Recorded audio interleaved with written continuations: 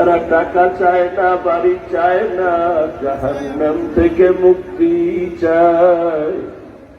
আয় আল্লাহ, শয়তানের ধোঁকায় পড়ে গুনাহ করে ফেলেছি, আজ আমরা তওবার নিয়তে হাত তুলেছি, আর গুনাহ করব না,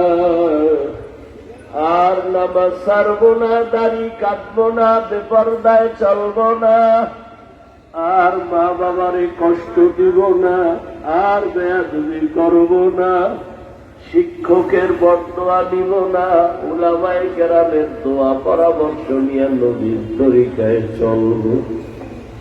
আয় আল্লাহ, আমাদের তওবা কবুল করে নেন। গুনার কারণে দিলটা পাথর হয়ে গেছে, চোখে পানি নাই। আয় আল্লাহ, কান্নাওয়ালা চক্ষু দান করেন, জিকিরওয়ালা জিহ্বা দান করেন, আখিরাতের ফিকিরওয়ালা কলব দান করেন। ও আল্লাহ, আমার কলিজার একটা যুবকেরও খালি ফিরাইয়া দিয়েন না। আয় আল্লাহ, মাহফিল কবুল করে নেন।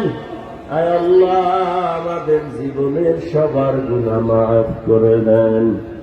আয় আল্লাহ, সারা দুনিয়াবাসীরে মাফ করিয়া দেন। বিদেশের ঘরে যারা ব্যবসা চাকরি করে হেফাজত করেন। আয় আল্লাহ, বাংলাদেশ শান্তির দেশ বানায় দেন।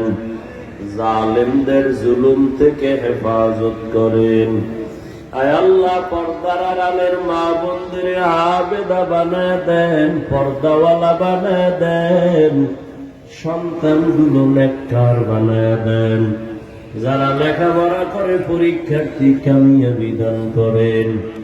আমার কলিজার প্রত্যেকটা যুবক বাবাজিদেরকে দ্বীনের খাদেম বানায় দেন। মোবাইলের গুনাহের থেকে হেফাজত করেন। 5 ওয়াক্ত নামাজি কোরআন পড়নেওয়ালা বানায় দেন। শয়তানের ধোঁকা থেকে হেফাজত করেন।